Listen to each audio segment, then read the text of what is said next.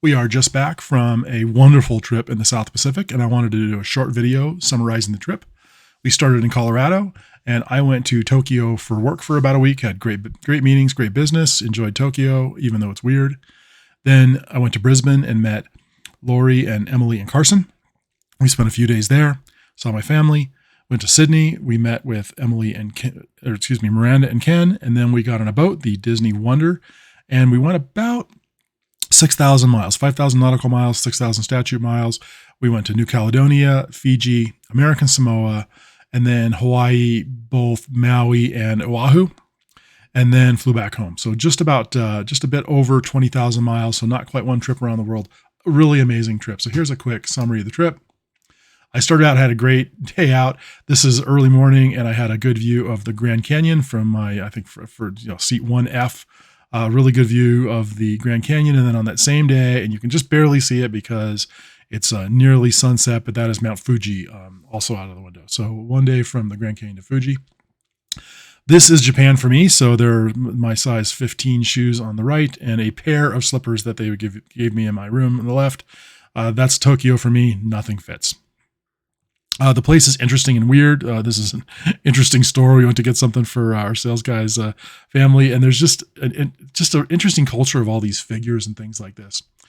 The food is amazing. This is a relatively typical lunch. I mean, my gosh, prepared with art and just delicious. We went out to Ueno. This is my favorite museum in Ueno. I think this whole building was designed for this room, which was probably my favorite room of any museum in the world. This collection of figurines, just beautiful. We also went to the Samurai Sword Museum. One of the guys we met with, he says, "Hey, come out with us after. This is a British pub, and it's open mic night, and they're singing American rock and roll songs. So you got these kind of old rocker Japanese people singing American rock and roll in Tokyo. It was a trip. I had a great time. I went up to the top of this tower. It was a beautiful day. I had a good view. My customary martini at the on a high rise in a nice bar in downtown.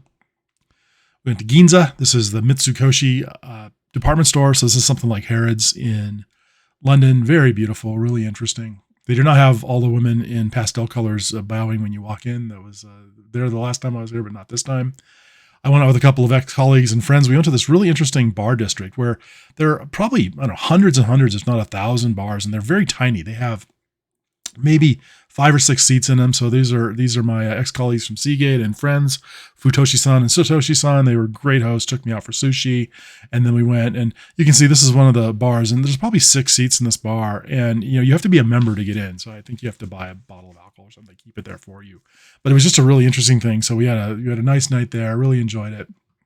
And then we went to Akihabara to do some more shopping, and, just the weirdness, right? They have like hundreds, if not thousands of these families of these just weird, models and characters and cards and things like that. The place is just weird.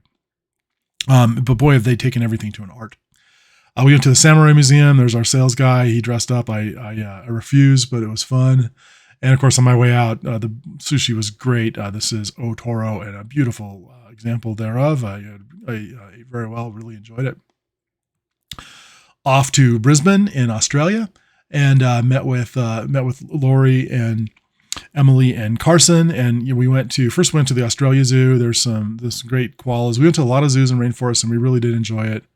There's Emily and I, right, with some kangaroos. And, kangaroos are like, I don't know, like squirrels in Australia. People do not think they're a big deal, right? So you can go in and, a lot of places where you can, interact with them, feed them, etc. This is the ubiquitous or the very important to see alligator show at the Steve Irwin or the Australia Zoo. I think Steve Irwin's parents started the zoo. It was a great zoo. We had a good time. It's probably my favorite zoo. This is a very common sight in Australia. So this is what we would call a Toyota Tacoma, but they would call a Toyota Hilux. And what they do is they take the back off, they take the pickup bed off, and they put on some specialized thing. There's hundreds and hundreds of these things throughout.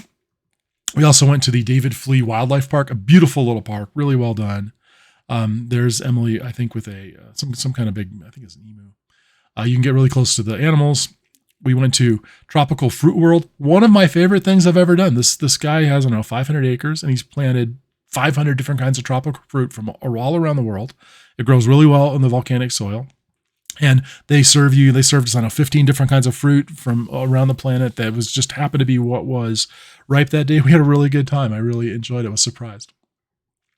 Saw my family. There's my dad and Emily. We had a nice visit. This is a beach. You can see there's a lifeguard. Every beach has a lifeguard, it seems like, in Australia. And there's a real culture of volunteered lifeguards. It's not in the US where only a few beaches have lifeguards. Almost every beach had lifeguards. This is another rainforest near Brisbane.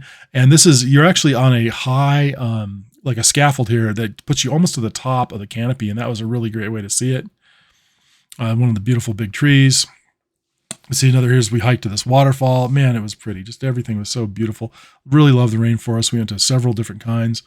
Emily in a cool tree. This is Surfer's Paradise. Lori got us a great Airbnb on a modern high-rise overlooking the ocean, and it was just great. A lot of people in Surfer's Paradise. Kind of reminds me a little bit of Miami. It was very hot. There's Emily. She met her cousins for the first time. This is the very busy. I think this is Sydney. A lot of people, man. Just a lot of people everywhere. Chinese New Year's coming up, so there was just tons and tons of people. They were shopping. I went to the top of a tower in Sydney and had a martini and looked out. It was beautiful. This is downtown Sydney. This is a great city. Let me tell you what. Great public transportation, super safe, super clean, very beautiful. Like a huge San Diego. I think some significant percentage of Australia's population lives in the city. They did a great job. They are doing big cities right. Probably the best big city I've been at, even including London. I like London better, but man, this is a great city. We went on a World War II submarine. There's Emily at the controls. And of course, Emily can fit on a World War II submarine. It was not designed for me. I bumped my head 7 times. The iconic Opera House. It is just as pretty in person as you think from the photos. Another view. We went to the Taronga Zoo, took a water taxi, great public transportation. You just swipe your phone. It was dirt cheap and super convenient. Always a plane or a train or a boat or something. It was really well done. I enjoyed the zoo. Again, there's Lori and I with Sydney in the background. You can get up close and personal to the kangaroos, which are not all that exotic if you live in Australia, it turns out. Scorpion. There's me on one of the ferries going past the Opera House. Miranda and Carson having a celebratory drink. And, Ken is a physicist, and we walked by this Italian restaurant, and they were advertising a 1 meter long pizza. So of course we had to get the 1 meter long pizza. We ate the whole thing. It was delicious. Some people from the cruise that we took had organized a Super Bowl watching party. So we watched the very good, surprisingly good Super Bowl game from a bar in Sydney. And it was a good experience. This is Bondi Beach, one of the best beaches in the world. The break is perfect. I went out and bobbed around in the surf for an hour. Really enjoyed it. Here's Emily and Ken. Another view of Bondi Beach. Really one of the best beaches in the world. Just very beautiful, and of course, well lifeguarded, like every beach in Australia that we saw. Great public transportation, as I mentioned. Very convenient, very clean, very nice. Really can't say enough good about how well they've done. This is one of the zoos. Again, a lot of koala action. This is a cassowary. A large number of trees and plants 100% depend on propagation because of this bird, because it can eat these really hard to digest seeds and things like that. So it's critical to the habitat.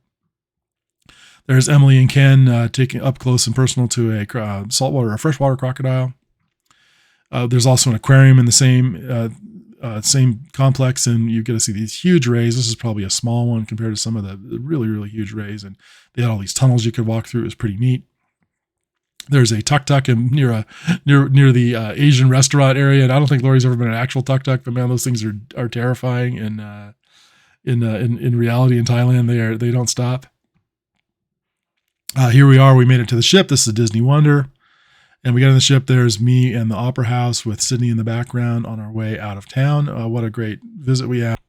This is I think this is Fiji. It's one of the islands, and they were so happy to see us because COVID just destroyed the tourist industry. They were getting a cruise ship a day going in, and now it's like one every week or so. It's it's really hurt them. So they were super happy to see us whenever we came in. Of course, there's my morning latte with some character printed on it. This is Fiji. So we took a walk down like a trail in a national park in Fiji, and then we swam in a waterfall or in a pool underneath the waterfall. Oh, it was just great. Very hot, very, very sticky, right? You don't need to You don't need to wear a lot of clothes to be warm in this part of the world. There is the very last bottle of the prisoner wine. I drank all of it on the boat. So they have to restock once they got to Hawaii. This is interesting. This is just a random island, and we sailed past about a mile and a half from the island, and like 12 people live on that island, and it's just one of those, it's a volcanic island. I think it's in the Fiji complex, and it's just one of those all by itself islands, and a couple of people live on there, and like I said, the food falls from the sky and lands on the ground, and you can just live. Really interesting part of the world. Carson celebrated a birthday. This is our fancy dinner at Paolo. Emily, the same dinner, and this is coming into American Samoa. I tell you, I can understand why America adopted this part of Samoa for World War II. This is a natural port, and you could park an aircraft carrier in this thing. It's a deep natural port, really important for for naval operations in that part of the world. Same thing, beautiful fruit. Like I said, just falls from the ground. You can pick it up and eat it and live. It's really interesting and delicious. This is the hardest to get to national park in America. So this is the national park near American Samoa, and they don't even have a park like there's not like an entrance. There's a park office kind of near the downtown, and they were awesome because they had air conditioning and Wi-Fi. And my God, was it hot! I was just like sweat. I was like sopping wet with sweat just from standing in Samoa. It was so hot and humid. We actually hired a couple of taxi cabs. Laura got the one with a working suspension and air conditioning. I got one with ball joints ready for the wheels ready to pop off. But we hired the taxi drivers to take us up to the park.